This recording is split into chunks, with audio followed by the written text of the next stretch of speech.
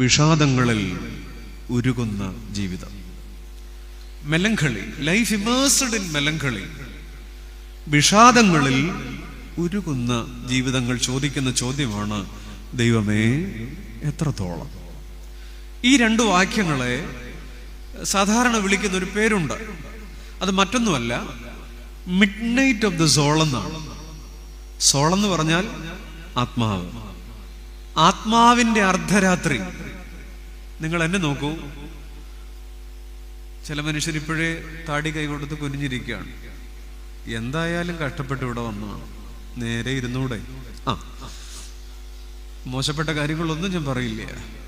അപ്പൊ എന്തായാലും ഈ 1 മണിക്കൂർ ഇപ്പോഴിത് പറയുമ്പോഴും എന്നെ നോക്കാത്ത മനുഷ്യരുണ്ട്.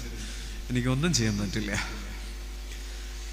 ഒരാൾ എത്രത്തോളം എന്ന് ചോദിക്കുന്നത് ജീവിതത്തിന്റെ നിരാശയിലാണ്. Midnight of the soul, ആത്മാവിന്റെ പാതിരാത്രി എന്ന് പറഞ്ഞാൽ ഒരാളുടെ ഉള്ളിൽ ദൈവം മരിക്കുന്ന നേരമാണ്. ഈ പുസ്തകത്തിൽ ഒത്തിരി ഉണ്ടത്.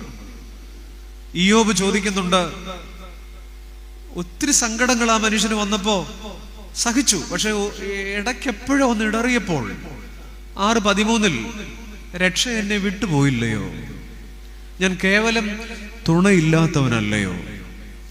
അതൊരാളുടെ ഉള്ളിൽ ദൈവം മരിക്കുമ്പോഴുള്ള ചോദ്യമാണ്. വിലാപങ്ങളിൽ ഇരമ്യാവ് ചോദിക്കുന്നുണ്ട് 5:20, ദൈവമേ സദാകാലം നീ ഞങ്ങളെ മറക്കുന്നത് എന്താ? ദീർഘകാലം ഞങ്ങളെ ഉപദ്രവിക്കുന്നത് എന്താ? ഉപേക്ഷിക്കുന്നത് എന്താ? ഈ പുസ്തകത്തിൽ, നമ്മൾ തുറന്നു വച്ചിരിക്കുന്ന പുസ്തകത്തിൽ ഒരുപാട് സ്ഥലങ്ങളിൽ ഇങ്ങനെ ദൈവം പോലും മറന്നോ? എന്തുകൊണ്ട്? എത്രത്തോളം? വൈ? How long? ദൈവമേ എത്രത്തോളം? മലയാളത്തിൽ അനശ്വരമായ പാട്ടുകൾ പാടിയ ഒരു പാട്ടുകാരിയുണ്ട്. 90കളിൽ ദക്ഷിണേന്ത്യയുടെ വാനമ്പാടിയാണ്. ഇളയരാജയുടെയും AR റഹ്മാന്റെയും ഒക്കെ പ്രിയപ്പെട്ട പാട്ടുകാരി. 90കളിൽ റോസലി എന്ന പേരിലൂടെ വന്ന മിൻമിനി എന്ന പേരിൽ എത്ര പാട്ടുകളാണ്. പക്ഷെ മിൻമിനിയുടെ ശബ്ദം ഇടറി തുടങ്ങിയത് ഒരു സ്റ്റുഡിയോയുടെ റെക്കോർഡിംഗ് റൂമിലാണ്. സാക്ഷാൽ ഇളയരാജയുടെ സാന്നിധ്യത്തിൽ പ്രതിഭാധനനായ കർക്കശക്കാരനായ സംഗീതജ്ഞൻ ശബ്ദമിടറി തുടങ്ങുന്ന, പാടാനൊക്കാതെ നിൽക്കുന്ന മിൻമിനിയോട് അവിടെ നിന്ന് ഇറങ്ങിപ്പോകാൻ ആവശ്യപ്പെടുന്നു. കരഞ്ഞുകൊണ്ട് മിൻമിനി സ്റ്റുഡിയോയുടെ കൺസോൾ വിട്ടുപോകുന്നു. പിന്നെ കുറെ നാളത്തേക്ക് മിൻമിനിയെ ആരും കണ്ടിട്ടില്ല. ശബ്ദം അതിൻ്റെ മനോഹാരിതയിൽ നിൽക്കുന്ന സമയത്ത് ഒരു പാട്ടുകാരിക്ക് ശബ്ദം മുഴുവൻ നഷ്ടപ്പെട്ടു പോയാൽ വിഷാദത്തിലേക്ക് പോയി. മുറി അടച്ചിട്ടിരുന്നു, പാടാൻ പറ്റാതെ, ശബ്ദമില്ലാതെ കാലങ്ങളോളം. കുറെ കാലം കഴിഞ്ഞ് വിഷാദത്തിൽ വീണുപോയ ഈ മിൻമിനി തിരികെയൊക്കെ വന്നു പിന്നീട് 2000-ന്റെ ഒരു ആദ്യ നാളുകൾ കഴിഞ്ഞപ്പോൾ. പക്ഷെ പഴയതുപോലെയൊന്നും ആയിരുന്നില്ല. ആ നാളുകളിലൊക്കെ ഡിപ്രഷനെ അതിജീവിക്കാൻ കയ്യിലൊരു ബൈബിളും കൊന്തമാലയുമായി മിൻമിനി കാത്തിരുന്നിട്ടുണ്ട്. ദൈവം കളഞ്ഞോ എന്ന് മിൻമിനി ചോദിച്ചിട്ടുണ്ട്. ആ നാളുകളിൽ ശബ്ദം വല്ലാതിരുന്ന, അല്ലെങ്കിൽ ശബ്ദം തിരികെ കിട്ടപ്പോ തന്റെ ചിന്തകളെ, ജോൺ പൈനുങ്കലച്ചന്റെ ഒരു പാട്ട് മിൻമിനി ആത്മാവിൽ നിന്ന് പാടിയിട്ടുണ്ട്, അധരങ്ങളിൽ നിന്നല്ല. തന്നെ ദൈവം പോലും മറന്നോ? അതിങ്ങനെയാണ് മിൻമിനി പാടിയത്. നീ എന്നെ മറന്നോ നാഥ, എൻ ഹൃദയം ഉരുകുന്ന നേരം.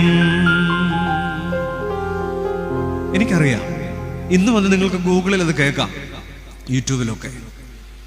ഒരു പെൺകുട്ടി ആത്മാവിലാ പാടിയത്. ദൈവം പോലും, നീ എന്നെ മറന്നോ നാഥ, എൻ ഹൃദയം ഉരുകുന്ന നേരം. നീ എന്നെ വെടിഞ്ഞോ ദേവാ, എൻ മാനസം നീറുന്ന നേരം. എന്റെ ചങ്ങാതിമാരെ, ഇത് മിൻമിനിയുടെ മാത്രം പാട്ടല്ല, നമ്മുടെ കൂടെ അല്ലേ. ചില നേരങ്ങളിൽ ദൈവമേ എത്രത്തോളം, എന്തുകൊണ്ടാ ഇങ്ങനെ? കണ്ണീരിന്റെ ജലാശയത്തിൽ നീന്തി തുടിക്കുമ്പോ അല്ല, സീൽക്കാരം പോലെ ചോദ്യങ്ങൾ നമ്മുടെ നേർക്ക് പാഞ്ഞെടുക്കുമ്പോ, നിലയില്ലാത്ത കയത്തിൽ മുങ്ങിത്താഴുമ്പോൾ, നീ എന്നെ മറന്നോ നാഥ, എൻ ഹൃദയം ഉരുകുന്ന നേരം, നീ എന്നെ വെടിഞ്ഞോ ദേവാ, എൻ മാനസം നീറുന്ന നേരം. ഇത് മിൻമിനിയുടെ മാത്രം പാട്ടാണെന്ന് എനിക്ക് തോന്നുന്നില്ല. എന്റെ പ്രിയപ്പെട്ട സ്നേഹിത, ദൈവമേ എത്രത്തോളം, എത്രത്തോളം. ദാവീദ് രാജാവിനോട് പ്രത്യേകതയുണ്ട്. സങ്കടം ഇങ്ങനെ പൊട്ടിയൊഴുകുമ്പോ ആ മനുഷ്യൻ ഉപയോഗിക്കുന്ന ഒരു വാക്കാ എത്രത്തോളം. പിടിവിട്ട് നിൽക്കുമ്പോ എത്രത്തോളം. നിങ്ങൾ പറയോ, എത്രത്തോളം എന്ന വാക്കിന്റെ കൂടെ ചേർക്കാവുന്ന ചിഹ്നം ഏതാണ്? ഞങ്ങൾക്ക് ആകെ ഒരു ചിഹ്നമുള്ള അത് ഇലക്ഷൻ വരുമ്പോൾ ഞങ്ങൾ കുത്തിക്കോളാം. അതല്ല, എത്രത്തോളം എന്ന് വാക്കിന്റെ കൂടെ ചേർക്കാവണ ചിഹ്നം ഏതാ? ഒന്ന് ഉറക്കെ പറയൂ.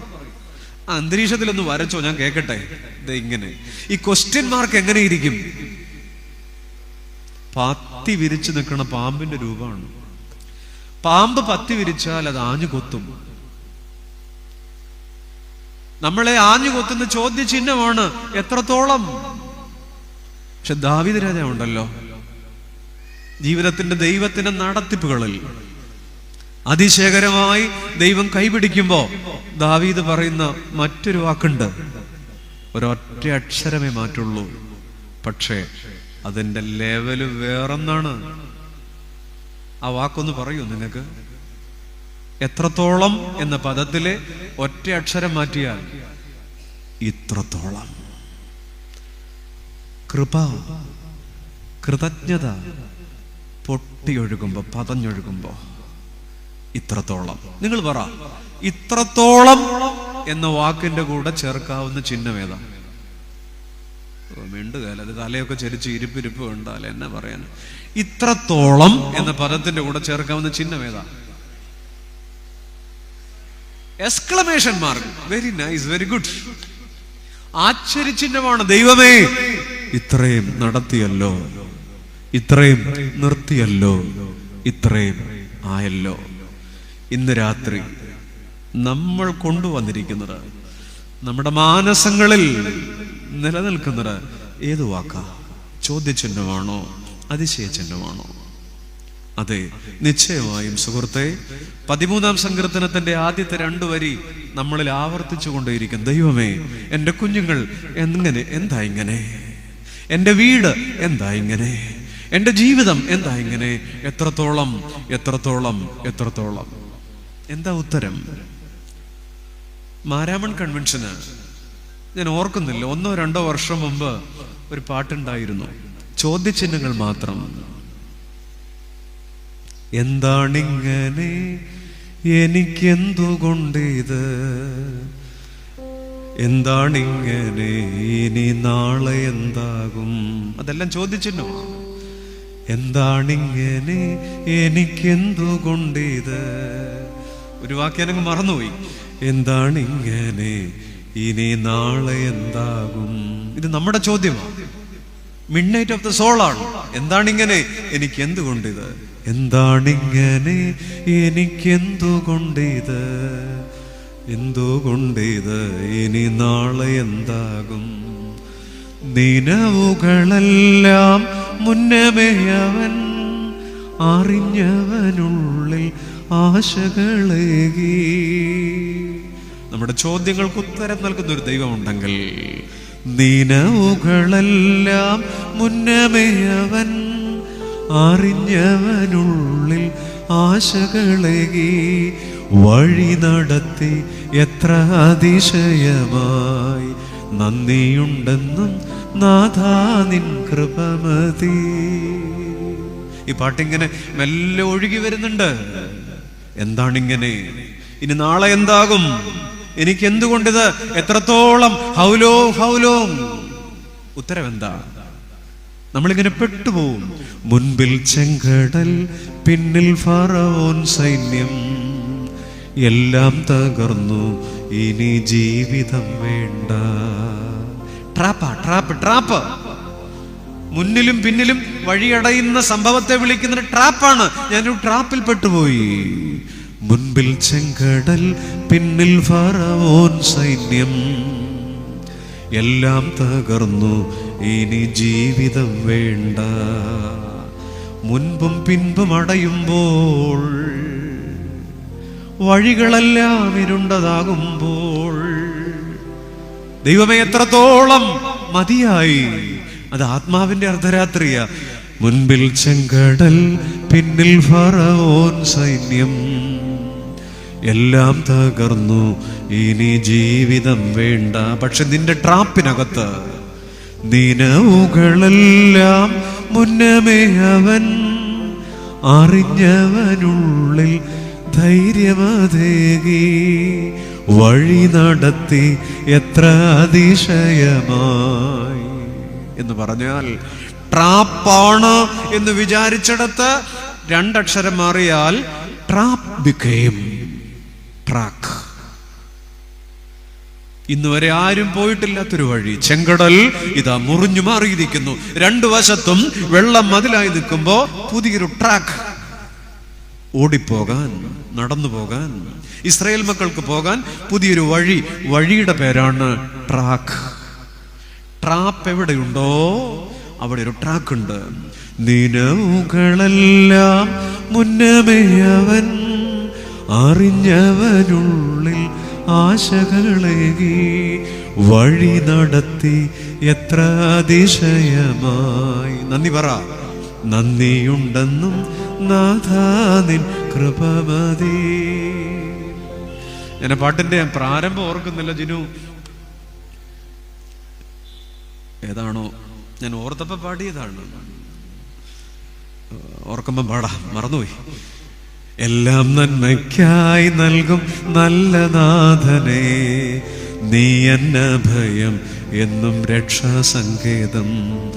നീയുണ്ടെങ്കിൽ എൻ്റെ ജീവിതം ധന്യം, നീയില്ലെങ്കിൽ എൻ്റെ ജീവിതം ശൂന്യം. എത്രത്തോളം ദൈവമേ, എത്രത്തോളം ദീർഘകാലം നീ ഞങ്ങളെ മറക്കുന്നത് എന്താ? അതൊരു ചോദ്യമാണ്. പ്രിയപ്പെട്ടവരെ, ഈ പുസ്തകം തുറന്ന് 13-ാം സങ്കീർത്തനം തുറന്നു വെച്ച് എത്രത്തോളം എന്ന് ചോദിക്കേ. പക്ഷേ ഈ പുസ്തകത്തിന് ഞാൻ ഈ രാത്രി മറ്റൊരു പേര് വിളിക്കട്ടെ. നമ്മുടെ ചോദ്യചിഹ്നങ്ങൾക്ക് പകരം അതിശയചിഹ്നം വിട്ടുതരുന്നത് കൊണ്ട് ഈ പുസ്തകത്തെ പരിഹാരങ്ങളുടെ പുസ്തകം എന്ന് വിളിക്കാം. ഈ രാത്രി ഞാൻ ഉയർത്തിപ്പിടിച്ചിരിക്കുന്ന ഈ പുസ്തകത്തെ പരിഹാരങ്ങളുടെ പുസ്തകം എന്ന് വിളിക്കാം. ഈ ലോകത്ത് ജീവിക്കാൻ പഠിപ്പിക്കുന്ന ഒത്തിരി പുസ്തകങ്ങളുണ്ട്.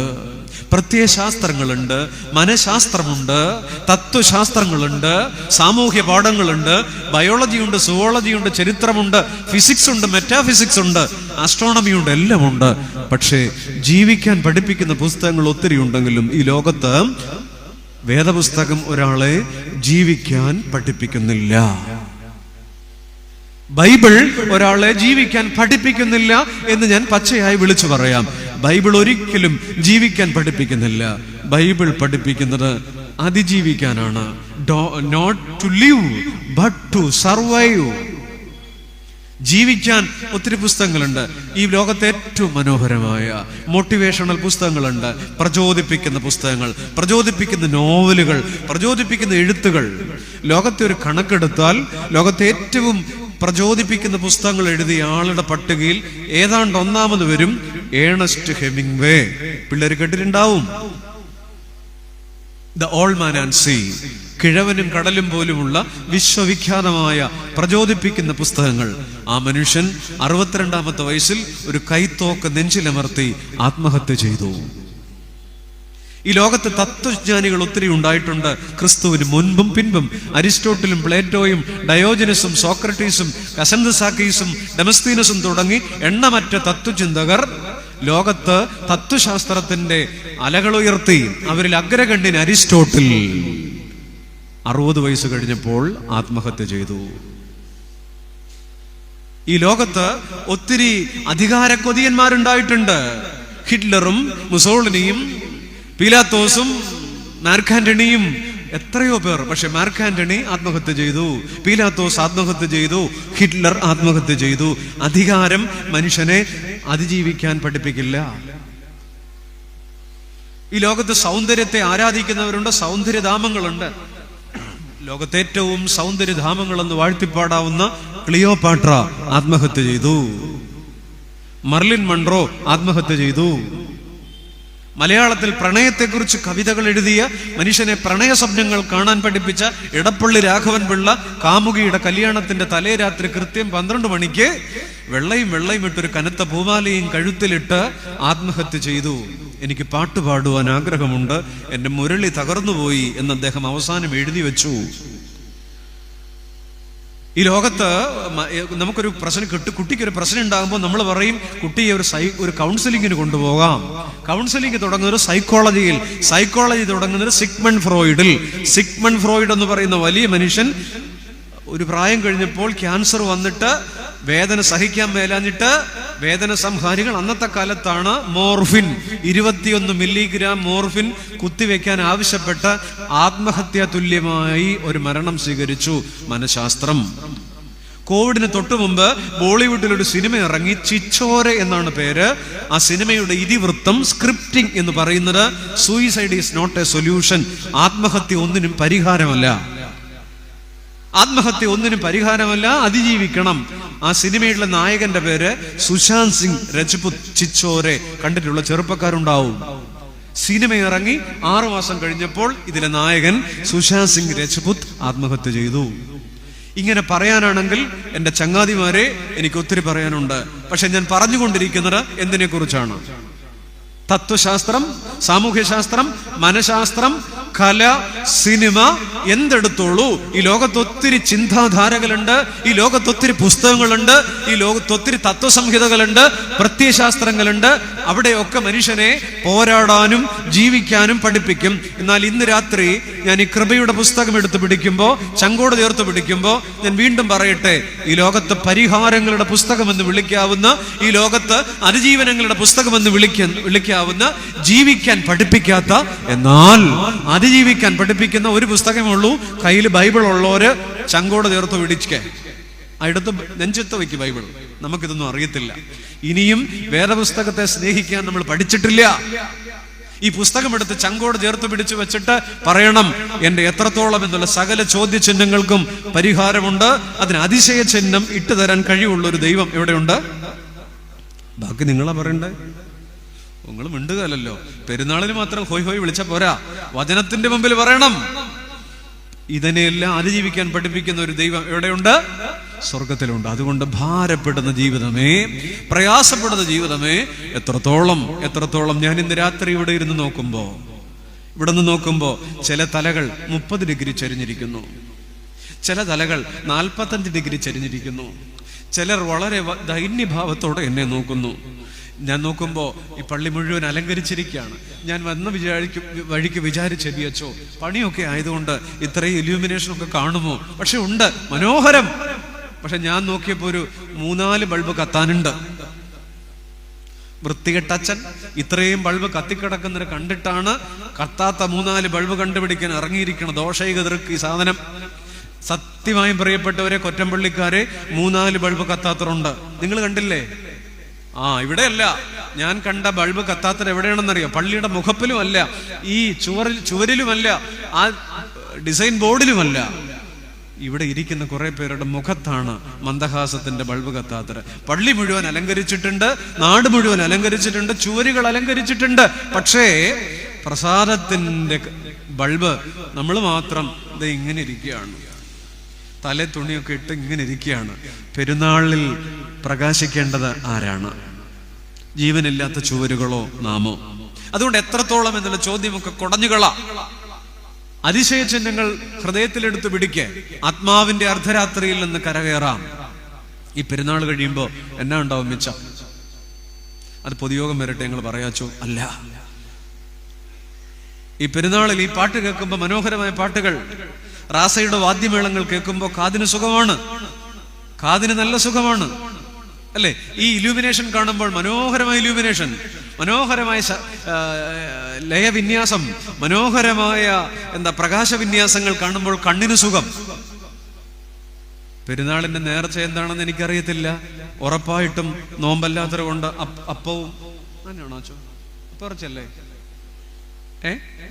കേട്ടില്ല? അതെങ്കിലും ഒന്ന് ഉറക്കെ പറയൂ.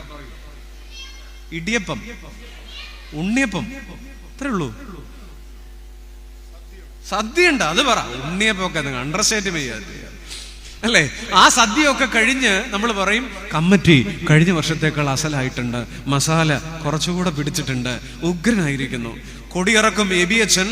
ആ പെരുന്നാൾ കഴിഞ്ഞിട്ട് കൊടിയിറക്കി തിരിച്ചു പോകുമ്പോൾ ഓർക്കണം, പെരുന്നാൾ കഴിഞ്ഞു, കണ്ണിന് സുഖം കിട്ടി, കാതിന് സുഖം കിട്ടി, പക്കമേളങ്ങളും വാദ്യമേളങ്ങളും ശിങ്കാരിമേളങ്ങളും കേട്ടപ്പോൾ സദ്യയും ഒക്കെ കഴിച്ചു മടങ്ങുമ്പോൾ നാക്കിന് സുഖം കിട്ടി. കണ്ണിനും കാതിനും നാക്കിനും സുഖം കിട്ടിയ തൊലിപ്പുറത്തെ ഇന്ദ്രിയങ്ങളുടെ സുഖങ്ങളുടെ പക്കമേളങ്ങൾ അവസാനിക്കുമ്പോൾ ഞാനും നിങ്ങൾ ഓർക്കുക, ആത്മാവിന് എന്ത് വെട്ടം കിട്ടി. നമ്മുടെ ചോദ്യചിഹ്നങ്ങൾ ഇവിടെ ഇട്ടിട്ട് അതിശയ ചിഹ്നം എടുത്തിട്ട് മടങ്ങിപ്പോകാൻ പറ്റിയിട്ടുണ്ടോ? അതൊരു ചോദ്യമാണ്. അതുകൊണ്ട് ദൈവം നമുക്ക് 4 പദവി തന്നിട്ടുണ്ട്. എത്രത്തോളം എന്ന് ചോദിക്കുന്ന സകല ജീവിതങ്ങളും പറയണം, നിങ്ങൾ അക്കമിട്ട് മനസ്സിലിടണം. നമ്മൾ സന്തോഷത്തോടെ ഇരിക്കാൻ, നമ്മൾ അനുഗ്രഹത്തോടെ ഇരിക്കാൻ ദൈവം നമുക്ക് 4 പദവി തന്നിട്ടുണ്ട്. ഒന്നാമത്തത് വി ആർ എലക്റ്റഡ്. ഒന്ന് പറഞ്ഞേ, ആ ഒറ്റ വാക്ക് പറഞ്ഞാൽ മതി. എലക്റ്റഡ് ഒന്ന് പറഞ്ഞേ. എലക്റ്റഡ് എന്ന് പറഞ്ഞതിന്റെ അർത്ഥം എന്താ? നിങ്ങൾ എന്തെങ്കിലും മിണ്ടിയാൽ നിങ്ങൾക്കും ആ സമയത്ത് എനിക്കും പോ. തെരഞ്ഞെടുപ്പ്. ദൈവം നമ്മെ തെരഞ്ഞെടുത്തരെന്നാ പാടാ. ദൈവം നമ്മെ തെരഞ്ഞെടുത്തരെന്നാ വേദപുസ്തക പ്രകാരം പറ. മാമോദീസ മുങ്ങിയപ്പോ അല്ലല്ലോ, അതിനും മുകളിലാ, അതിനും അപ്പുറമാണ്. അമ്മയുടെ ഉദരത്തിൽ ഉരുവാകുന്നതിന് മുമ്പേ ഞാൻ നിന്നെ. സങ്കീർത്തനം 139 ഇരമ്യ 1 എഫേസ്യർ 4 ഒക്കെ വായിച്ചാൽ പിണ്ഡാകാരമായിരുന്നപ്പോ, അമ്മയുടെ ഉദരത്തിൽ ഒരൊറ്റ കോശമായിരുന്നപ്പോൾ വി ആർ എലക്റ്റഡ്. ആ വാക്കൊന്ന് ഉറക്കെ പറയൂ. എലക്റ്റഡ്, എലക്റ്റഡ്, തെരഞ്ഞെടുത്തു. അതാണ് നമുക്കുള്ള ഒന്നാമത്തെ പദവി. നമുക്കുള്ള രണ്ടാമത്തെ പദവി എന്തെന്നറിയാം? We are selected. എന്താണ് സെലക്റ്റഡ് എന്ന് പറഞ്ഞ അർത്ഥം? എന്താ? ഞങ്ങൾക്കറിയാം, പക്ഷെ ഞങ്ങൾ വലിയ ആളുകളായിട്ട് പറയത്തില്ല. സെലക്റ്റഡ് എന്ന് പറഞ്ഞാൽ പറ. അതും തെരഞ്ഞെടുപ്പാണ്. പക്ഷെ ഇത് മുമ്പിലുള്ള വ്യത്യാസം എന്താണ്? എലക്ഷൻ, ഞാൻ വ്യത്യാസം പറയാം. PSCയുടെ റാങ്ക് ലിസ്റ്റിൽ നമ്മുടെ കൊച്ചിന്റെ പേര് 4 ലിസ്റ്റിൽ കിടപ്പുണ്ട്, എലക്റ്റഡ്. പക്ഷെ ഇതുവരെ പണി കിട്ടിയിട്ടില്ല. അത് selection. Election inside the election is selection. എത്ര പേർക്ക് മനസ്സിലായി? എലക്ഷൻ അകത്തുള്ള എലക്ഷനാണ് ഇത് സെലക്ഷൻ. അങ്ങനെയെങ്കിൽ അമ്മയുടെ ഉദരത്തിൽ ഉരുവാകുന്നതിന് മുമ്പേ നമ്മെ തെരഞ്ഞെടുത്തു എന്നുള്ളത് എലക്റ്റഡ് ആണ്. സെലക്ഷനോ രാജകീയ പുരോഹിത വർഗമായി, വിശുദ്ധ വംശമായി, സ്വന്ത ജനമായി. മാമോദീസായിൽ ഒരു പദവി കിട്ടി. അതെന്താ? മിണ്ടു. സെലക്ഷൻ. ദൈവം നമുക്ക് തന്നിരിക്കുന്ന മൂന്നാമത്തെ പദവി വി ആർ അപ്പോയിന്റഡ്. എന്താണ് അപ്പോയിന്റഡ്? ആ വാക്കിന്റെ അർത്ഥം എന്താ? അപ്പോയിന്റഡ്, നിയമിച്ചു. ഇന്ന് പകൽ വല്ല അപ്പോയിന്റ്മെന്റും കിട്ടിയിട്ടുണ്ടോ? ഒരു അപ്പോയിന്റ്മെന്റും ഇല്ല. പക്ഷെ ഞാൻ നിങ്ങളെ കൊണ്ട് പറയുകയാണ്, അപ്പോയിന്റ്മെന്റ് എന്ന വാക്കിന്റെ ഓപ്പോസിറ്റ് വാക്ക് എന്താ? പറയൂ. ഡിസപ്പോയിന്റ്മെന്റ്. അതിന്റെ അർത്ഥം എന്താ? കർത്താവ് ഇത് പാടുപെടുമല്ലേ? അതിന്റെ അർത്ഥം എന്താ? നിരാശ. ഈ രാത്രി നിങ്ങൾ ഡിസപ്പോയിന്റഡ് ആണോ? പറയൂ. അല്ല, ഒന്നുകിൽ കരയ്ക്കൂടെ പോണം, അല്ലെങ്കിൽ വെള്ളത്തിൽ കൂടെ പോണം. നമ്മൾ പറഞ്ഞു ഒരു അപ്പോയിന്റ്മെന്റും ഇല്ല. അതേ നമ്മൾ തന്നെ പറഞ്ഞു ഒരു അല്ല. അപ്പോയിന്റ്മെന്റ് എന്ന് പറഞ്ഞാൽ അത്ഭുതമൊന്നുമല്ല. ദൈവം ഇന്ന് തന്ന പുതിയ ചില കാര്യങ്ങളുണ്ട്. ഇന്ന് പുതിയത് എന്തെങ്കിലും കിട്ടിയിട്ടുണ്ടോ? അത്ഭുതം എന്ന് പറഞ്ഞതിന്റെ അർത്ഥം എന്താ? ഭൂതമല്ലാത്തതെന്തോ അതാണ് അത്ഭുതം. ഭൂതം എന്ന് പറഞ്ഞാൽ എന്താ? ഞങ്ങളുടെ വീട്ടിൽ ഒരെണ്ണമുണ്ടോ? അയ്യോ, അങ്ങനെ പറയരുത്, അതല്ല. ഭൂതം എന്ന് പറഞ്ഞാൽ ഇന്നലെ നടക്കാത്തതാണ് എന്ത്? അത്ഭുതം. ഭൂതമല്ലാത്തതെന്തോ. ഇന്ന് നാം കുടിച്ച വെള്ളം പുതിയതാ. ഇന്ന് നാം ശ്വസിച്ച വായു പുതിയതാ. ഇന്ന് നാം നടന്ന വഴികൾ പുതിയതാ. അതുകൊണ്ട് ഇന്ന് പകലും we have a lot of appointments ഇല്ലെന്ന് പറയരുത്. ദൈവം നമുക്ക് തന്നിരിക്കുന്ന നാലാമത്തെ പദവി we are anointed, അഭിഷേകം. അപ്പൊ 4 വാക്കുകൾ നിങ്ങളൊന്ന് പറഞ്ഞേ. എലക്റ്റഡ്, സെലക്റ്റഡ്, അപ്പോയിന്റഡ്, അനോയിന്റഡ് എന്ന് പറഞ്ഞാൽ അഭിഷേകം. എന്തഭിഷേകം? മാമോദീസായിലെ അഭിഷേകം. അതിന്റെ ലിറ്റർജിക്കൽ സെൻസ് ഒന്നും ഞാൻ പറയുന്നില്ല. നിന്റെ കൂട്ടുകാരിൽ പരമായി, അങ്ങനെയൊരു വചനമുണ്ട് സങ്കീർത്തനത്തിൽ. നിന്റെ കൂട്ടുകാരിൽ പരമായി നിന്നെ, ബാക്കി പറയാം, പറയുന്നവരുടെ മുഖത്തേക്കെങ്കിലും ഞാൻ നോക്കട്ടെ. ആനന്ദതൈലം കൊണ്ട്, അതെ, ആർക്കും കൊടുക്കാത്തൊരു സ്പെഷ്യൽ അനോയിന്റ്മെന്റ്, ആർക്കുമില്ലാത്തൊരു പോരാട്ടം നമ്മുടെ ജീവിതത്തിലുണ്ടെങ്കിൽ, ആർക്കും കൊടുക്കാത്തൊരു സ്പെഷ്യൽ അഭിഷേകം നമുക്ക് ദൈവം തരും. ആർക്കുമില്ലാത്തൊരു പോരാട്ടം നമ്മുടെ വീട്ടിനകത്തുണ്ടെങ്കിൽ, ആർക്കും ഇല്ലാത്തൊരു അഭിഷേകം നമ്മുടെ വീട്ടിനകത്ത് ദൈവം വിശ്വസിക്കണം. 4 പദങ്ങളാ. അതുകൊണ്ട് നമ്മൾ എത്രത്തോളം എന്ന് ചോദിക്കരുത്. Elected, selected, appointed. ജീവിക്കാൻ, ചിരിക്കാൻ, സന്തോഷിക്കാൻ വേദപുസ്തകം മുഴുവൻ വായിക്കണോ എന്നെനിക്കറിയാൻ പാടില്ല. പക്ഷെ ഒന്ന് ഞാൻ പറയാം, ബൈബിളിലെ ആദ്യത്തെ പേജ് മാത്രം വായിച്ചാൽ മതി. ബൈബിളിലെ ആദ്യത്തെ പേജിൽ ഏറ്റവും കൂടുതൽ ആവർത്തിക്കുന്നൊരു വാക്കുണ്ട്. ആർക്കെങ്കിലും പറയാമോ എന്താണെന്ന്? ആദ്യത്തെ പേജിൽ ഉണ്ടാകട്ടെ, അല്ലേ? ഉണ്ടാകട്ടെ. അതിൻ്റെ കൂടെ ഒരു വാക്കും കൂടെ ഉണ്ട്. എന്താ? ആരോട് പറയാൻ? നല്ലത്, നല്ലത്. Let there B the light. വെളിച്ചം ഉണ്ടാകട്ടെ, നല്ലത്. നിങ്ങൾ ഇതിനൊന്ന് ഉത്തരം പറ. ഈ നല്ലത്, നല്ലത്, നല്ലത് എന്ന് 6 തവണയുണ്ട്. അതാര് ആരോട് പറഞ്ഞതാ? ഒരു പ്രതീക്ഷയില്ല എനിക്ക്. ആരോട് പറഞ്ഞതാ?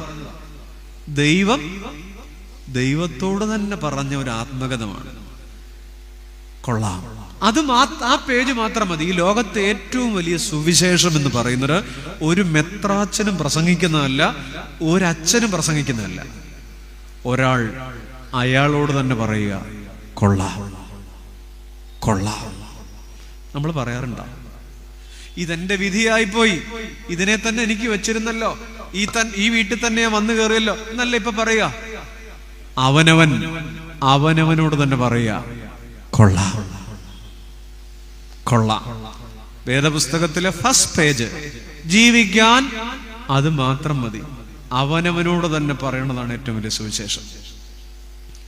ബൈബിളിലെ ആദ്യത്തെ വാക്കെന്താ? ഒന്ന് ഉറക്കം മിണ്ടൂന്നേ.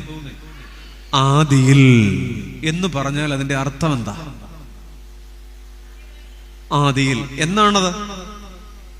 പണ്ട്. പണ്ടെന്ന് പറഞ്ഞ പണ്ടേക്ക് പണ്ട് എന്ന് പറഞ്ഞാൽ കുറെ പണ്ട് എന്നാണ്. അറിയില്ല. നമ്മുടെ ബുദ്ധിക്ക് എത്താത്തൊരു കാലം, beyond our imaginations, beyond our brain, beyond our concepts, beyond our knowledge.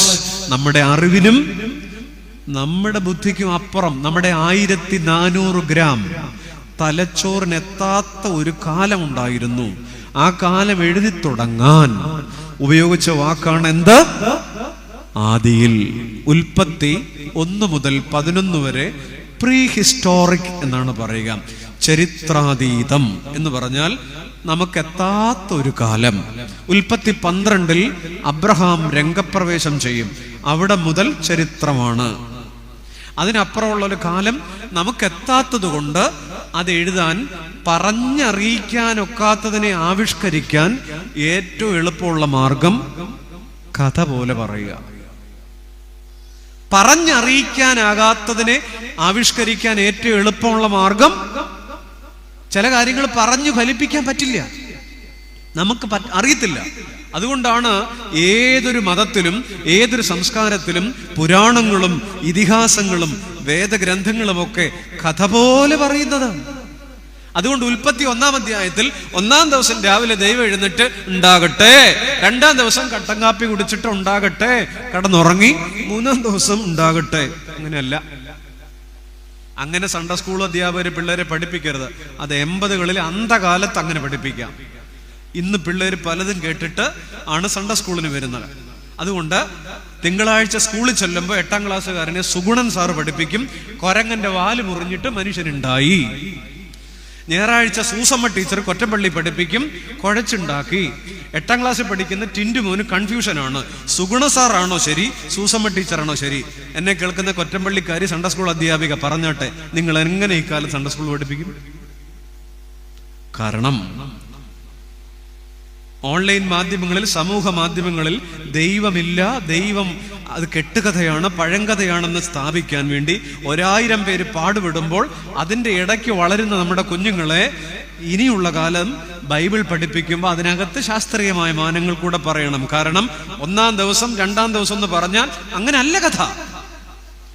യഹോവയുടെ ദൃഷ്ടിയിൽ ഒരു ദിവസം 1000 സംവത്സരം പോലെയും. 1000 എന്ന വാക്ക്, ഡിജിറ്റ് ബൈബിളിൽ ഉപയോഗിക്കുന്നത് ഇൻഫിനിറ്റ് എന്നതിനെ സൂചിപ്പിക്കാനാണ്. പൂർണ്ണത എന്ന് വെച്ചാൽ എണ്ണാനൊക്കാത്തതിനെ. അത് വെളിപ്പാടിലൊക്കെ 144,000 പേരുടെ കഥകളൊക്കെ ഉണ്ട്. ഉൽപ്പത്തി പുസ്തകത്തിലും വെളിപ്പാട് പുസ്തകത്തിലും ദിവസത്തിന്റെ പരിഗണന നമ്മുടെ പരിഗണനയല്ല. ഇത് രണ്ടും ബുദ്ധിക്കെത്താത്തൊരു കാലമാണ്. അതുകൊണ്ട് 1000 ദിവസം സമം അല്ലെങ്കിൽ 1000 വർഷം സമം മനുഷ്യന്റെ ഒരു ദിവസം പോലെ എന്നൊക്കെ കണക്കാക്കാം. അങ്ങനെയാണെങ്കിൽ 6-ാം ദിവസം മനുഷ്യനെ സൃഷ്ടിച്ചു എന്ന് പറഞ്ഞാൽ ഈ പ്രപഞ്ചമുണ്ടായതിനും ആയിരക്കണക്കിന് വർഷങ്ങൾക്ക് ശേഷം മനുഷ്യൻ സൃഷ്ടിക്കപ്പെട്ടു എന്ന് പറഞ്ഞാൽ ഹോമോസാപ്പിയൻസ് എന്ന് പറയുന്ന നരവർഗം ഒരു ഹ്യൂമൻ ബീയിങ് ആയി രൂപപ്പെട്ടതിന് പിന്നിൽ ഇങ്ങനെ ഒരുപാട് കാലത്തിന്റെ ചരിത്രമുണ്ട്, പിന്നാമ്പുറമുണ്ട്. അപ്പൊ നമ്മുടെ കുട്ടിയോട് പറയണം, ഈ ഒരു ദിവസം സമം നമുക്കറിയാത്തൊരു കാലഗണന 1000 വർഷമാകാം. ഉൽപ്പത്തി 11 വരെ നമുക്ക് എത്തത്തില്ല മക്കളെ. ഇങ്ങനെ വേണം 2025 സൺഡേ സ്കൂൾ പഠിപ്പിക്കാൻ. അല്ലാത്തൊരു പഠിപ്പിച്ചാൽ നമ്മുടെ കുഞ്ഞുങ്ങളൊക്കെ പാഞ്ഞു പോകുന്ന UK പോലുള്ളതൊക്കെ സെക്കുലറിസ്റ്റ് കൺട്രികളാ, മതമില്ലാത്ത രാജ്യങ്ങളാണ്. ദൈവനിഷേധികളായി നമ്മുടെ മക്കൾ മാറിയേക്കാം. പോട്ടെ, ഞാൻ സന്ദർഭവശാൽ പറഞ്ഞതാണ്. ആദിയിൽ എത്താത്തൊരു കാലം പോട്ടെ. ബൈബിളിലെ ആദ്യത്തെ അക്ഷരം എന്താ? ഒന്ന് നീട്ടി പറഞ്ഞ്. അത് പറയാൻ ഒരു ചെലവും ഇല്ലല്ലോ. ഇതുവരെ മിണ്ടാത്തവരും വാ തുറക്കാത്തവർക്കും അത് പറയാം. ബൈബിളിലെ ആദ്യത്തെ അക്ഷരം എന്താ? ഒന്ന് നീട്ടുന്നേ. എന്ന് പറഞ്ഞാൽ അർത്ഥം എന്താ? ഒരു കൗതുകകരമായി തന്നെ പറയൂ. ആ എന്ന് പറഞ്ഞ അർത്ഥം എന്താ? എടി അവൾ അവിടെ പോയി, അവൻ എന്തിയേ, ഞാൻ ആ സാധനം വെച്ചത് കണ്ടാ? പറയൂ. ഒരാളുടെ അറിവില്ലായ്മ, ഒരാളുടെ നിസ്സഹായത, ഒരാളുടെ ബോധ്യമില്ലായ്മ സൂചിപ്പിക്കാൻ അയാൾ ഉപയോഗിക്കുന്ന ഏറ്റവും ചെറിയ ശരീരഭാഷയാണ് ആ. എത്രത്തോളം അറിയില്ല. നമുക്ക് പിടുത്തം കിട്ടാത്ത, നമുക്ക് മനസ്സിലാകാത്ത, നമ്മുടെ ബുദ്ധിക്ക് നിന്ന് തരാത്ത ഒത്തിരി കാര്യങ്ങളില്ലേ ചങ്ങാതി? ബൈബിളിലെ ആദ്യത്തെ അക്ഷരം നമ്മുടെ അവസ്ഥയാ. നമുക്ക് മനസ്സിലാകുന്നില്ല, നമ്മൾ ആലോചിച്ചിട്ട് പറ്റുന്നില്ല. എന്തുകൊണ്ടിങ്ങനെ, എന്താണിങ്ങനെ, നാളെ എന്താ? എന്തുത്തരവുണ്ട്? ഒറ്റ ഉത്തരവേ ഉള്ളൂ. ബൈബിളിലെ അവസാനത്തെ വാക്ക് എന്താ? ആരോട് ചോദിക്കണം? നിങ്ങൾക്ക് നാണക്കേടാണ്. ഓൺലൈനും ഉച്ചഭാഷിണിയൊക്കെ ഉണ്ട്. എനിക്കൊന്നുമില്ല, ഞാനിത് കഴിഞ്ഞ് അടുത്തടുത്ത് പോകും. ഉത്തരം പറഞ്ഞില്ല എന്നുള്ളത്. അവസാനത്തെ വാക്കെന്താണ്? ആമേൻ എന്ന് പറഞ്ഞതിന്റെ അർത്ഥം എന്താ? അതിന്റെ അർത്ഥം എന്താ?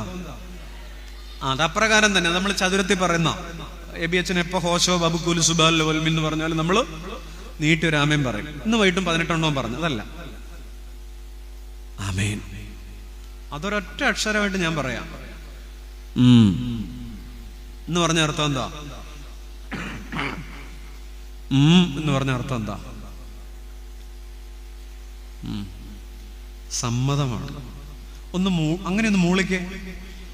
എന്നെ ആക്കി മൂളരുത്, അല്ലാതെ ഒന്ന് മൂളാം. അതിന്റെ അർത്ഥം എന്താ? ചിലര് അധികം മിണ്ടത്തില്ല, വീട്ടിനകത്ത് അധികം മിണ്ടാത്തവരുണ്ട്. ചപ്പാത്തി മതിയോ?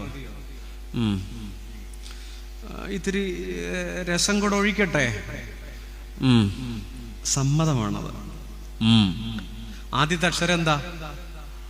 അവസാനത്തെ അക്ഷരം എന്താ? ഇത് രണ്ടുകൂടെ ഒന്ന് ഒരുമിച്ച് പറ. ഒരുമിച്ച് എനിക്ക് കേൾക്കണം, ഒരുമിച്ച് കേൾക്കണം. കേൾക്കാതെ വിടില്ല. പറയൂ. അത് ഈ നാടിന്റെ അന്തരീക്ഷത്തിൽ അന്തർലീനമാണ്. ആദി അറിവില്ലായ്മ, മധ്യം, പൂർണ്ണത, ഓം. ഞാൻ ആൽഫയും ഒമേഗയും. ബൈബിൾ പറയുന്നു ഞാൻ ആദ്യനും, ആദ്യൻ അന്ത്യൻ, പൂർണ്ണത. ഞാൻ ആദ്യനും അന്ത്യനുമാവുന്നു. ഉറക്കവും മയക്കവുമില്ലാത്ത, അവന്റെ അറിവിന് പരിമിതിയില്ലാത്ത, ജനനവും മരണവുമില്ലാത്ത, നിത്യപ്രകാശമില്ലാത്ത, സൃഷ്ടിയല്ലാത്ത സ്വയംഭൂവും, സാരാംശത്തിൽ നിന്നുള്ള പ്രകാശത്തിൽ നിന്നുള്ള പ്രകാശവും, സത്യദൈവവും, അതേ വിശ്വാസ പ്രമാണം പറയുന്ന നിത്യനായ ദൈവം, അതാണ് ഇത്. പരമ്പൊരുൾ. ഏത് മതത്തിലും എങ്ങനെ വിളിച്ചാലും അവസാനം അല്ലേ ദൈവം എന്ന പരാശക്തിയുടെ മുന്നിൽ മനുഷ്യരൊക്കെ വെറും പുഴുക്കളാണ്. ആമേൻ. അപ്പൊ നമ്മുടെ ജീവിതത്തിൽ എത്താത്ത എല്ലാ കാര്യങ്ങളോടും പറയുക ആമേൻ. ഇപ്പം നിങ്ങളുടെ ചങ്കിലിരിക്കുന്ന ആ വേദനയോട് ആമേൻ എന്നൊന്ന് പറഞ്ഞേ. നിങ്ങളോടാണ്. ശബ്ദം ഉയർത്തി പറ. നടന്ന കല്യാണത്തോട്, ജയിച്ച പരീക്ഷയോട്, കിട്ടിയ A+കളോട്, പാസ്സായ ഇന്റർവ്യൂവിനോട് നമ്മൾ പറയും ആമേൻ. പക്ഷെ ഇന്ന് രാത്രി തോറ്റ പരീക്ഷയോട് ആമേൻ. മുടങ്ങിപ്പോയ ആലോചനയോട് ആമേൻ. ആ ബ്രേക്കപ്പിനോട് ആമേൻ. നടക്കാത്ത ആലോചനയോട് ആമേൻ.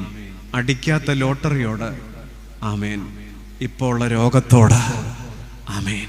ഉത്തരമില്ലാത്ത കണ്ണീർ കാരണങ്ങളോട് ആമേൻ എന്നൊന്ന് പറഞ്ഞ് മിണ്ടുകല. 17 പേര് മിണ്ടി. അത്രയും മതി, അത്രയും മതി, എനിക്കത് കൂടുതൽ വേണ്ട. ആമേൻ. അപ്പൊ നമ്മുടെ എല്ലാ ചോദ്യങ്ങൾക്കും ഉള്ള എല്ലാ ഉത്തരങ്ങളും the first word and last word of the Bible. ആദിയിൽ എത്രത്തോളം എത്രത്തോളം എത്രത്തോളം. രണ്ടാമത്തെ 2 വാക്യങ്ങളാണ് നമുക്കിനി വേണ്ടത്. രണ്ടാമത്തെ 2 വാക്യങ്ങൾ ഇങ്ങനെയാണ്. എന്റെ ദൈവമേ, വായിച്ചോളൂ, എന്റെ കൂടെ വായിര്. എന്റെ ദൈവമേ, എനിക്ക് ഉത്തരമരുളണമേ. പുസ്തകം മടക്കി വെച്ചോ, ഒരു കൃപ നഷ്ടപ്പെടുവാണല്ലോ. എന്റെ ദൈവമായ യഹോവേ, കടാക്ഷിക്കണമേ, എനിക്ക് ഉത്തരമരുളണമേ. യെസ്, നിങ്ങൾ എന്നെ നോക്കൂ. എത്രത്തോളം ചോദ്യചിഹ്നങ്ങളുമായി പകച്ചു നിൽക്കുന്ന, വിഷാദങ്ങളിൽ ഉരുകുന്ന ജീവിതത്തിൽ, ആത്മാവിന്റെ അർദ്ധരാത്രിയിൽ ഉരുകുന്ന ജീവിതങ്ങൾക്ക് മറികടക്കാൻ ഒറ്റ വഴിയുള്ളൂ. 3ഉം 4ഉം വചനങ്ങൾ ആരംഭിക്കുന്നത് എങ്ങനെയാ? നോക്ക്. പുസ്തകമൊന്നുമില്ലാതെ വന്നിരിക്കുകയാണ്. നോക്ക്. എന്റെ ദൈവമേ, ദേ എത്രത്തോളം എന്ന് ചോദിച്ച 2 കരങ്ങളും ഇപ്പോ ഒരാൾ എന്റെ ദൈവമേ എന്ന് പറയുമ്പോ എങ്ങനെയായിരിക്കും? 2 കൈയും ചങ്കോടമർത്തി എന്റെ ദൈവമേ. നിങ്ങൾ പറ പ്രിയപ്പെട്ടവരെ, എന്റെ ദൈവമേ എന്നൊരാൾ വിളിക്കുന്നത് നിറവിലാണോ മുറിവിലാണോ? നിറവില, മുറിവില. എന്റെ ദൈവമേ എന്ന് വിളിക്കുന്നത് കല്യാണ വീട്ടിലാണോ മരണ വീട്ടിലാണോ? പറയൂ. മരണ വീട്ടിലാണ്. കല്യാണ വീട്ടിൽ നിറവാണ്, മരണ വീട്ടിൽ മുറിവുകളുടെ മധ്യേ മാർത്തോമാ ശ്ലീഹ ഒടേതമ്പുരാന്റെ മുറിവ് കണ്ടപ്പോ ആർത്തു വിളിച്ചു, എന്റെ കർത്താവേ, എന്റെ ദൈവമേ. തിരിച്ചോര കണ്ട ഒരാള് അടങ്ങിയിരിക്കില്ല. പിന്നെ എന്റെ ദൈവമേ, എന്റെ ദൈവമേ, എന്റെ ദൈവമേ. മുറിവിലാണ്, മുറിവിൽ ഒരാൾ വിളിക്കുന്നതാണ് എന്റെ ദൈവമേ. ദൈവമുണ്ട് എന്ന് പറയല്ലേ.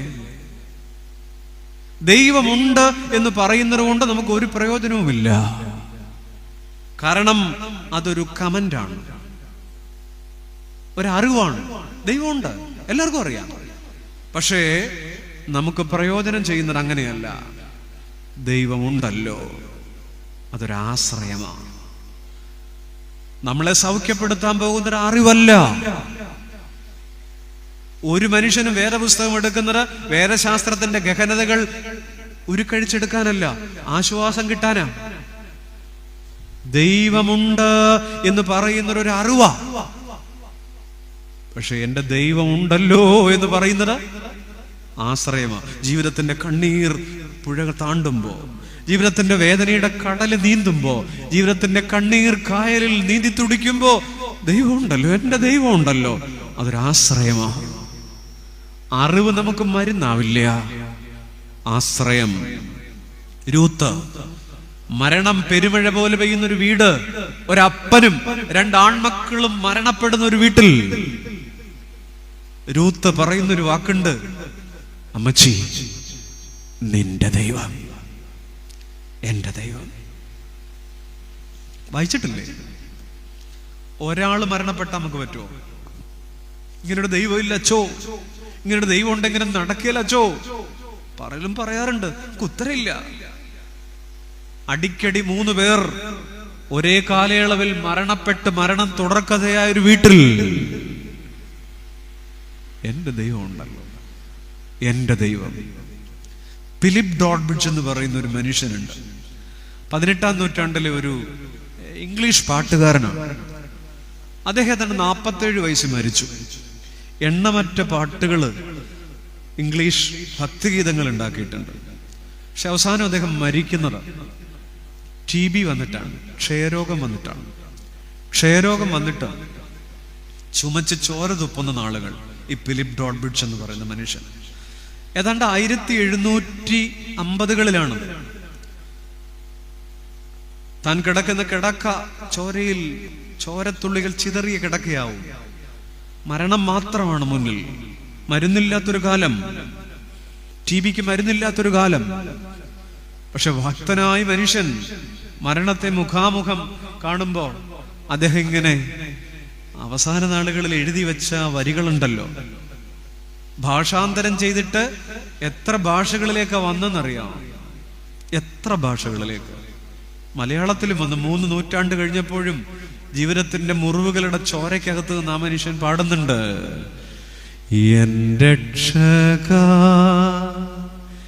എൻ ദൈവമേ, നിന്നിലായ നാൾ ഭാഗ്യമേ, എന്നുള്ളത്തിൻ സന്തോഷത്തെ നിത്യവും കീർത്തിച്ചിടട്ടെ.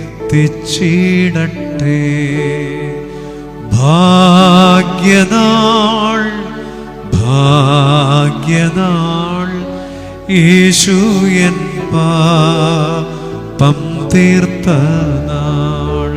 ആലോചിച്ച് നോക്കിക്കേ, ജീവിതത്തിന്റെ വേദനകളുടെ മധ്യേ ചുമച്ച് ചോരതുപ്പി മരണത്തെ മുഖാമുഖം കാണുമ്പോ ഭാഗ്യനാൾ, ഭാഗ്യനാൾ, യേശു എൻ കാത്തു പ്രാർത്ഥിക്കാറാക്കിത്താൻ, ആർത്തു ഘോഷിക്കാറാക്കിത്താൻ, ഭാഗ്യനാൾ.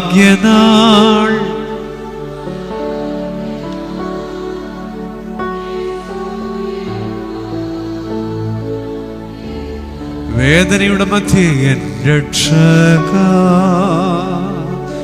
എൻ ദൈവ, എൻ എൻ്റെ ദൈവമേ, എൻ്റെ ദൈവമേ, എൻ്റെ ദൈവമേ, ഉത്തരമരുളണമേ.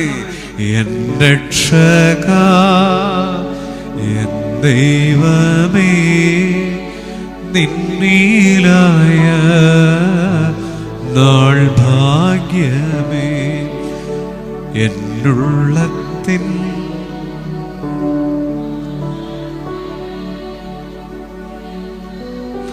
കീർത്തിച്ചിടട്ടെ ഭാഗ്യനാൾ.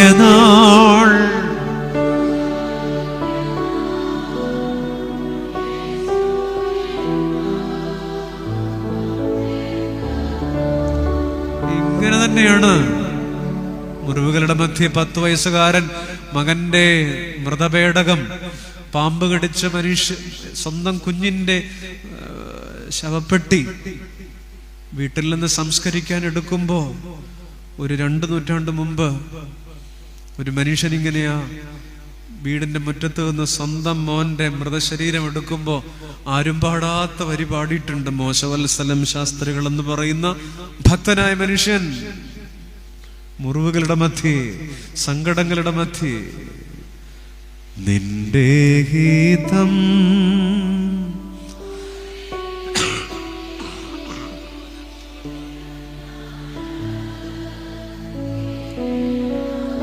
നമ്മളീ പാട്ട് പാടണത് എപ്പോഴാ? ഈ പാട്ട് നമ്മൾ പാടുന്നത് എപ്പോഴാ?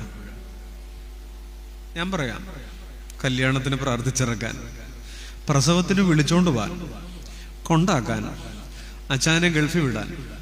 സാധാരണ നമ്മൾ പ്രാർത്ഥിക്കാൻ തുടങ്ങുമ്പോൾ 2 വരി, ഒന്നുകിൽ ഇത് അല്ലെങ്കിൽ വേറെ പാട്ട് എന്നോടുള്ള.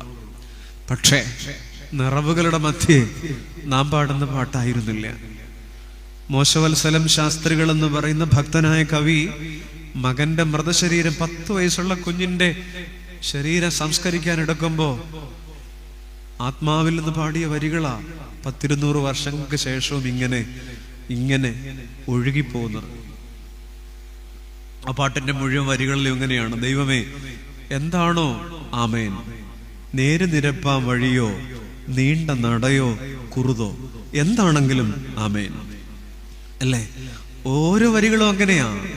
അഗ്നിമേഘ തൂണുകളാ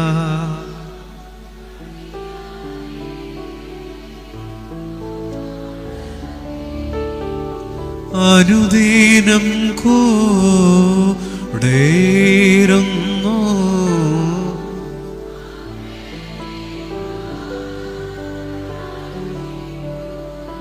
അതെ, ഞാനിന്ന് തിരുത്തിക്കോട്ടെ, പാടി വന്നപ്പോ അങ്ങ് തിരുത്തുക.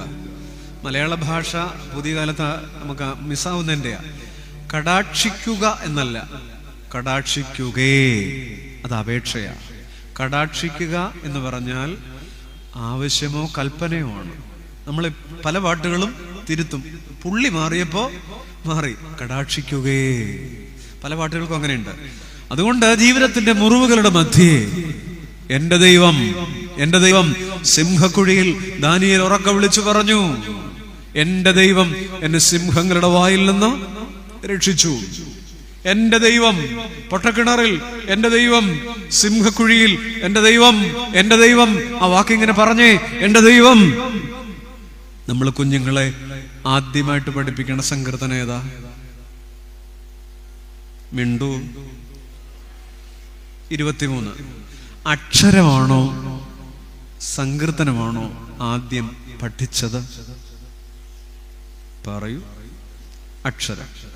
അക്ഷരമെല്ലാം പഠിച്ചിട്ട് മലയാളത്തിലെ കൊസറാക്കുള്ളി അക്ഷരമായ യാ, ക്ഷ, ല ഒക്കെ പഠിച്ചിട്ടാണോ നിങ്ങൾ 23 സങ്കീർത്തനം പറഞ്ഞ്? അല്ല. 2.5 വയസ്സിൽ 3 വയസ്സിൽ പ്രാർത്ഥിക്കാൻ വീട്ടിൽ പായലിരുന്ന അമ്മ പറഞ്ഞു വന്നു, യഹോവ എൻ്റെ ഇടയനാകുന്നു. അത് കേട്ട് നമ്മൾ തിരിയാത്ത നാവ് കൊണ്ട് എന്തൊക്കെയോ പറഞ്ഞു പഠിച്ചില്ലേ? അക്ഷരമൊക്കെ പിന്നെ എത്ര നാള് കഴിഞ്ഞിട്ടാ? അക്ഷരം പഠിക്കുക എന്ന് പറയുന്നത് സ്റ്റഡിങ് ആണ്, പഠനമാണ്. ഈ ലോകത്തുനിന്ന് കിട്ടുന്നത്, സ്കൂളിൽ പോണത് പഠിക്കാനാണ്. അക്ഷരം പഠിക്കുകയാണ്. പക്ഷേ സങ്കീർത്തനം അത് പ്രോഗ്രാമിംഗ് ആണ്, സ്റ്റഡിങ് അല്ല. പ്രോഗ്രാമിംഗ് എന്ന് പറഞ്ഞാൽ എന്താ? ഇപ്പൊ ഇത് കഴിഞ്ഞ് വീട്ടിൽ ചെന്നിട്ട് റിമോട്ട് എടുത്ത് ഞെക്കിയാൽ കൃത്യമായിട്ട് ആ ചാനൽ വരും. പ്രോഗ്രാം 7 ഞെക്കിയാൽ അത്, 8 ഞെക്കിയാൽ അത് പ്രോഗ്രാം ചെയ്ത് വെച്ചേക്കുക. ഒരിക്കലും മാറത്തില്ല. സ്റ്റഡിങ് എന്ന് പറയുന്നത് പഠനമാണ്. അത് അക്ഷരം ആ ഈ ഒക്കെ പഠിച്ചു, ABCD പഠിച്ചു. പ്രോഗ്രാമിംഗ് എന്ന് പറയുന്നത് അക്ഷരത്തിന് മുമ്പേ നമ്മൾ അറിഞ്ഞതാ. അതുകൊണ്ട് മരിച്ചാലും മറക്കില്ല. ഏത്? നമ്മളെ കുഞ്ഞുങ്ങളെ പഠിപ്പിക്കണ സങ്കീർത്തനം. സ്റ്റഡിങ്ങിന് മുമ്പേ പ്രോഗ്രാമിംഗ് ഉണ്ട്. അതാണ് ആത്മീക ജീവിതത്തിന്റെ മൂല്യ സംസ്കാരം. പക്ഷെ സ്റ്റഡിങ്ങിന് ഒരു കുഴപ്പമുണ്ട്. ഈ മോൻ എത്രാം ക്ലാസ്സിലാണ്? 5ാം ക്ലാസ്. ആ മോൻ എത്രാം ക്ലാസ്സിലാണ്?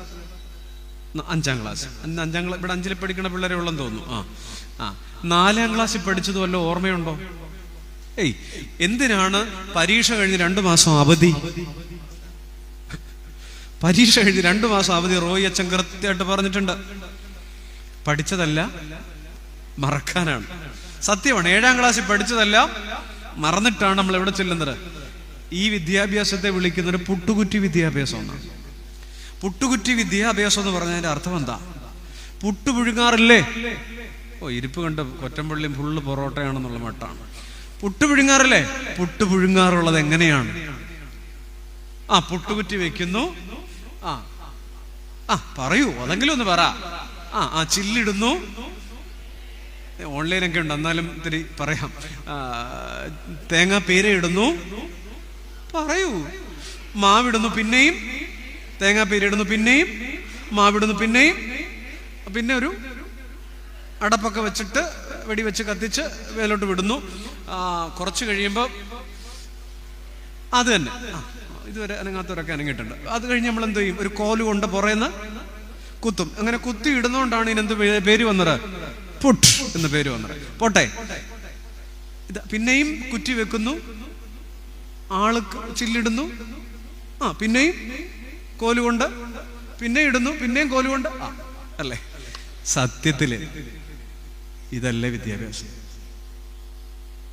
5ാം ക്ലാസ്സിൽ പുട്ടുകുറ്റി വയ്ക്കുന്നു, ചില്ലിടുന്നു, ജൂൺ മാസത്തിൽ ഇട്ട് തുടങ്ങുന്നു, ഓണപരീക്ഷയാകുമ്പം തേങ്ങാപ്പീര ഇടുന്നു, പിന്നെയും ക്രിസ്മസ് പരീക്ഷയ്ക്ക് പിന്നെ ഇടുന്നു, മാർച്ച് ആവുന്നു, വേവിച്ചെടുക്കുന്നു, മാർച്ചിൽ ക്വസ്റ്റ്യൻ പേപ്പർ കിട്ടുന്നു, കോലുകൊണ്ട് കുത്തുന്നു, പൊള്ള. 5ാം ക്ലാസ്സിൽ പിന്നെയും ജൂൺ മാസത്തിൽ ചില്ലിടുന്നു, ക്രിസ്മസ് പരീക്ഷ, ഓണപരീക്ഷ, മാർച്ചിൽ കോലുകൊണ്ട് കുത്തുന്നു, തീർന്നു, പൊള്ള. 7ാം ക്ലാസ്സിൽ പിന്നെയും, 8ാം ക്ലാസ്സിൽ ഇതെല്ലാം ആ സൈസാണ്. നമ്മളെല്ലാം അങ്ങനെയാണ്. സ്റ്റഡി മറന്നുപോകും, പഠിച്ചതൊക്കെ മറന്നുപോകും, ഉള്ളു പൊള്ളയാ. പക്ഷെ ലേണിംഗ് അല്ല, പ്രോഗ്രാമിംഗ് ഒരിക്കലും മാറില്ല. അതുകൊണ്ടാണ് നമ്മൾ എവിടെ പോയാലും യഹോവ എന്റെ ഇടയനാകുന്നു, ദൈവം എന്റെ ഇടയനാകുന്നു എന്ന് പറയാനാണ് ആദ്യം നാം പഠിച്ചത്. അതാണ് ബൈബിൾ സംസ്കാരം. ജീവിതത്തിന്റെ ഏത് വഴികളിലും എന്റെ ദൈവമേ എത്രത്തോളം എന്ന് ചോദിക്കേണ്ട മരുഭൂമി അനുഭവങ്ങളിൽ, എത്രത്തോളം എന്ന് ചോദിക്കേണ്ട സങ്കടക്കടലുകളിൽ, അത്തരം അനുഭവങ്ങളിലെല്ലാം എന്റെ ദൈവമേ, അല്ലേ? വല്ലാത്തൊരു ബലമല്ലേ എന്റെ ദൈവം. എന്റെ ഇടയൻ എന്നെ നടത്തും, എന്റെ ഉള്ളം കലങ്ങുകില്ല. വല്ലാത്തൊരു ബലമല്ലേ? എനിക്ക് വലിയ പാടാനുള്ള വരികളാണ്, ഇഷ്ടമുള്ള വരികളാണ്. എന്റെ ഇടയൻ എന്നെ നടത്തും, എന്റെ ഉള്ളം കലങ്ങുകില്ല, എന്റെ പരിപാലകൻ തെല്ലും ഉറങ്ങുകില്ല.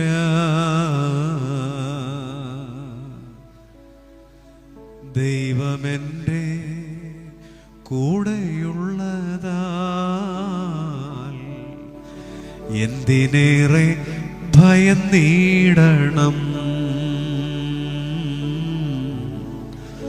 നൊന്തുനീറി കരഞ്ഞിടണം. എന്തിനാ കരയുന്നേ? എന്തിനാ ഭാരപ്പെടുന്നേ? എന്റെ ഇടയൻ എന്നെ നടത്തും, എന്റെ ഉള്ളം കലങ്ങുകില്ല. യഹോവ അല്ലേ എൻ്റെ, അതിങ്ങനെ ചങ്കത്ത് കൈവച്ചിട്ട്, എൻ്റെ ഇടയൻ എന്നെ നടത്തും, എൻ്റെ ഉള്ളം കലങ്ങുകില്ല. പാടാവുന്നവർ പാടിക്കോളൂ. എൻ്റെ പരിപാലകൻ തെല്ലു ഉറങ്ങുകില്ല, ദൈവമെൻ്റെ കൂടെയുള്ളതാൽ എന്തിനേറെ ഭയന്നീടണം, നൊന്തുനീറി കരഞ്ഞിടണം. എന്തിനാ കരയുന്നേ? നൊന്തുനീറി കരഞ്ഞിടണം എൻ്റെ ദൈവം. നമുക്ക് അവസാന ഭാഗത്തേക്ക് പോകാം. ഏത് താർ മരുഭൂമിയിൽ അലയേണ്ടി വന്നാലും, ഏത് ഈജിപ്ഷ്യൻ മരുഭൂമിയിൽ ഗതികെടേണ്ടി വന്നാലും, ഏത് ആടുജീവിതത്തിന്റെ നജീബിന്റെ സമാന അനുഭവങ്ങൾ കൂടെ കടന്നു പോകേണ്ടി വന്നാലും, എൻ്റെ ഇടയൻ എൻ്റെ ദൈവം. നമ്മുടെ മക്കളെ അങ്ങനെ മാത്രം ഒന്ന് പറയാൻ ചങ്കോട് കൈവച്ചിട്ട്, എൻ്റെ ദൈവം, വല്ലാത്തൊരു ആശ്രയമാത്. നമുക്ക് 5-6 വാക്യങ്ങൾ പറഞ്ഞിട്ട് അവസാനിപ്പിക്കാം. ദേ ഇങ്ങനെയാണ് നാം തുടങ്ങിയത്. ദൈവമേ എത്രത്തോളം, ഹൗലോം. ദേ ഇങ്ങനെയാണ് മുന്നോട്ട് പോയത്. അതിനെ മറികടക്കാൻ ഒറ്റ വഴിയുള്ളൂ. സകല സങ്കടങ്ങളോടും എൻ്റെ അപ്പാ, എൻ്റെ ദൈവമേ. 5-6 വാക്യങ്ങളൊന്ന് വായിക്കാമോ? ഞാനോ ആശ്രയിക്കുന്നു, ആനന്ദിക്കും, ഞാനവന്. നിങ്ങൾ എന്നെ തന്നെ ഒന്ന് നോക്കിക്കേ, ഉത്തരം പറ. അതേത് കാലമാണ്? അതേത് കാലമാണ്? ഞാനോ നിന്റെ കരുണയിൽ ആശ്രയിക്കും. യഹോവ എനിക്ക് നന്മ ചെയ്തിരിക്കൊണ്ട് ഞാൻ അവന് പാട്ടുപാടും. ഏത് കാല? ഏത് കാല? CBSE ആണോ? ഈ യൂറോപ്പിലൊന്നും പഠിച്ചവരല്ലല്ലോ, ഇവിടെ പഠിച്ചവരല്ലേ? വർത്തമാനമാണോ, ഭൂതമാണോ, ഭാവിയാണോ? ഞാൻ ഇവിടെ നിന്ന് ഓച്ചിറയ്ക്ക് പോകും. ഏത് കാല? അറിയില്ല, അതും അറിയില്ല, ആരോട് ചോദിക്കണേ ഞാനത്. ഭാവി. അങ്ങനെയാണെങ്കിൽ സങ്കീർത്തനം അവസാനിക്കുന്നത് എങ്ങനെയാണ്? ഞാനോ കരുണയിൽ ആശ്രയിക്കും, എൻ്റെ ഹൃദയം ആനന്ദിക്കും, ഞാൻ അവന് പാട്ടുപാടും. ഏത് കാലം? ഏത് കാലം? ഭാവി. എൻ്റെ അർത്ഥം എന്താ? എത്രത്തോളം. ഈ ഭൂതകാലത്തിന്റെ വിഷാദത്തിൽ ഉരുകുന്ന മനുഷ്യര് ചങ്കത്ത് കൈവച്ചിട്ട് എൻ്റെ ദൈവമേ എന്ന് വിളിച്ചാല് നാളെയുടെ മധുരം രുചിക്കാം. മൂന്നാമത്തെ ചിന്തയ്ക്കൊരു തലക്കെട്ട്: ഭാവിയുടെ മധുരമറിഞ്ഞ ജീവിതം. നാളെ പാടാണ്, നമുക്ക് പാടാം. ഈ സങ്കടത്തിൽ കടക്കുമ്പോഴാണ് പറയുന്നത്, ഞാൻ നാളെ ആനന്ദിക്കും, നാളെ പാട്ട് പാടും. നമ്മുടെ മറിയം അത് പറഞ്ഞില്ലേ, സകല തലമുറകളും എന്നെ ഭാഗ്യവതി എന്ന് പറയൂ, വാഴ്ത്തും. ഏത് കാലം? ഭാവി കാലം. ദാവീദ് പറഞ്ഞു, എൻ്റെ ദൈവത്താൽ ഞാൻ മതിൽ ചാടി കടക്കും. ഏത് കാലം? അതെ. ഹന്നാമച്ചി ഒരു കുഞ്ഞിനു വേണ്ടി കരഞ്ഞു പ്രാർത്ഥിച്ചിട്ട് 1 ശമൂവേൽ 1:18 പറയുന്നുണ്ട്, മക്കളെ കിട്ടിയിട്ടില്ല, അടിയന് തൃക്കണ്ണിൽ കൃപ ലഭിക്കട്ടെ. ഏത് കാലം? പറയൂ. ഈ പുസ്തകത്തിൽ കുറെ മനുഷ്യരുണ്ട് ചങ്ങാതിമാരെ, ഉരുങ്ങുന്നതിനിടയിൽ, കരയുന്നതിനിടയിൽ, സങ്കടങ്ങൾ ജീവിതത്തിൽ കൊണ്ടു നടക്കുന്നതിനിടയിൽ നാളത്തെ മധുരം, നാളെയുടെ മധുരം. മറിയം പറഞ്ഞത്, ദാവീദ് പറഞ്ഞത്, ഹന്ന പറഞ്ഞത്, ദേ ഞാനവന് പാട്ടുപാടും. അല്ലേ? നമുക്ക് പറ്റുമോ? പക്ഷെ നമ്മൾ പാടാറുണ്ട്. കഷ്ടനഷ്ടമേറി വന്നാൽ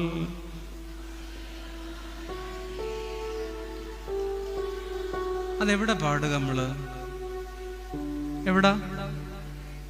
കേട്ടില്ല. ആരുടെ മരണ വീട്ടിൽ?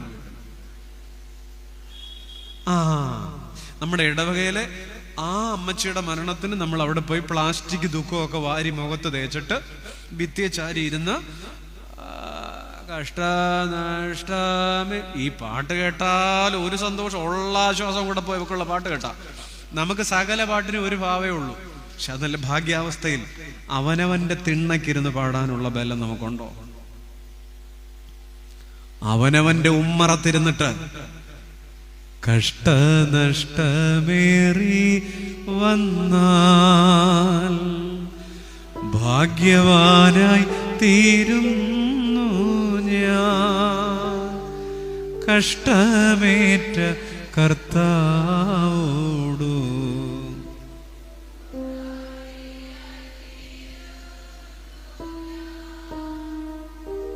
കഷ്ടമേറ്റ കർത്താവോടു കൂട്ടാളിയായി തീരും. നാളെ എൻ്റെ ഭാവി എല്ലാം എൻ്റെ ഭാവിയെല്ലാം എൻ്റെ ഭാവി എല്ലാം എൻ്റെ ദൈവമറിയുന്നുവെന്ന് പൂർണ്ണ സമാധാനമോടെ നാൾ മുഴുവൻ പാടിയിടും ഞാൻ എന്ന് പറഞ്ഞാൽ, എൻ്റെ നാളുകളെ അറിയുന്ന ഒരു ദൈവമുണ്ടായതുകൊണ്ട് ഞാനവന് പാട്ടുപാടും. സങ്കീർത്തനം അവസാനിക്കുന്നില്ല. ഞാൻ ആദ്യം പറഞ്ഞതുപോലെ ഇന്നലകളുടെ സങ്കടത്തിൽ ആരംഭിച്ച് നാളെയുടെ സ്വപ്നങ്ങളിൽ നാളെ എനിക്കൊരു ദൈവം എന്നെ നടത്തും, അങ്ങനെ അവസാനിക്കുന്ന ഒരു സങ്കീർത്തനമാണ് 13-ാം സങ്കീർത്തനം. വളരെ മനോഹരമാണ്. എത്രത്തോളം എൻ്റെ ദൈവമേ നാളത്തെ മധുരം രുചിച്ച് സന്തോഷത്തോടെ 3 ശരീരഭാഷയെങ്കിലും ഉണ്ടതിന്. ഇത് ഇങ്ങനെ കൈകൾ മലർത്തി പിടിവിട്ട് നിൽക്കുന്ന മനുഷ്യൻ ചങ്കോട് കൈവയ്ക്കുമ്പോ അതെന്റെ ദൈവമേ.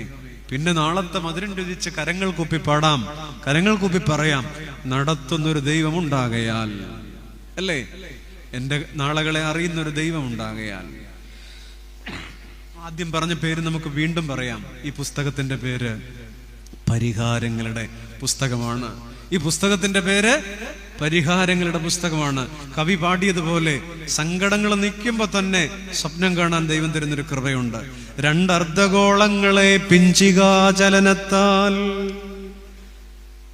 2 അർദ്ധഗോളങ്ങളെ പിഞ്ചികാചലനത്താൽ 2 കണ്ണുകളാക്കിയ മഹാശില്പി, ഒരു കണ്ണുനീർത്തുള്ളിയെ ഒന്നിലും മറുതട്ടിൽ ഒരു സ്വപ്നത്തിൻ പുഷ്പരേണുവും നിക്ഷേപിച്ചു. പാവം, ഒന്നും മനസ്സിലായിട്ടില്ല. ഞാൻ ഒന്നുകൂടെ പാടാൻ, ഒന്നുകൂടെ ചൊല്ലാം. 2 അർദ്ധഗോളങ്ങളെ പിഞ്ചികാചലനത്താൽ എന്നുവെച്ചാ കണ്ണ് 2 അർദ്ധഗോളം, സെമി സർക്കിൾ. പിഞ്ചിക എന്ന് പറഞ്ഞാൽ ആക്കറിയല്ല, കൺപോള. 2 അർദ്ധഗോളങ്ങളെ പിഞ്ചികാചലനത്താൽ 2 കണ്ണുകളാക്കിയ മഹാശില്പി. ഏത് ശില്പി? ദൈവം. 2 അർദ്ധഗോളങ്ങളെ പിഞ്ചികാചലനത്താൽ 2 കണ്ണുകളാക്കിയ മഹാശില്പി, ഒരു കണ്ണുനീർത്തുള്ളിയെ ഒന്നിലും മറുതട്ടിൽ ഒരു സ്വപ്നത്തിൻ പുഷ്പരേണുവും നിക്ഷേപിച്ചു. എന്ന് പറഞ്ഞാൽ, ഒരു കണ്ണുകൊണ്ട് കരയുമ്പോ തന്നെ ഒരു കണ്ണുനീർത്തുള്ളിയെ ഒന്നിലും കരയുന്നതിനിടയ്ക്ക് ഒരു കണ്ണുനീർത്തുള്ളിയെ ഒന്നിലും മറുതട്ടിൽ ഒരു സ്വപ്നത്തിൻ പുഷ്പരേണുവും നിക്ഷേപിച്ചു. കരയുന്നതിനിടയ്ക്ക് സ്വപ്നം കാണാൻ, കരയുന്നതിനിടയ്ക്ക് ചിരിക്കാൻ, കരയുന്നതിനിടയ്ക്ക് സങ്കടപ്പെടുന്നതിനിടയ്ക്ക് നാളുകളെ കുറിച്ച് കിനാവ് കാണാൻ ഞാൻ അവന് പാട്ടുപാടും, ഞാൻ ആനന്ദിക്കുമെന്ന് വിളിച്ചു പറയാൻ. God has planned a calendar for each one of us at the right time in our life. നമുക്ക് വേണ്ടി ഒടേ തമ്പുരാൻ ഒരു കലണ്ടർ നോക്കിയിട്ടുണ്ട്. But he does not share his calendar with us. ആ കലണ്ടർ നമ്മളെ കാണിക്കത്തില്ല. ഓരോന്നും ദൈവത്തിനൊരു പദ്ധതിയുണ്ട്. അതുകൊണ്ട് ഭാവിയുടെ മധുരമൊക്കെ രുചിച്ച് ഇന്ന് രാത്രി ആ സങ്കീർത്തനം ഒന്നുകൂടെ വായിക്കണേ ഭവനത്തിൽ. എത്രത്തോളം എത്രത്തോളം എത്രത്തോളം എന്താ ദൈവമേ ഇങ്ങനെ. അതിൻ്റെ മറുപടിയായി ചങ്കോട് കൈവയ്ക്കുമ്പോൾ കിട്ടുന്നൊരു ബലമുണ്ട്.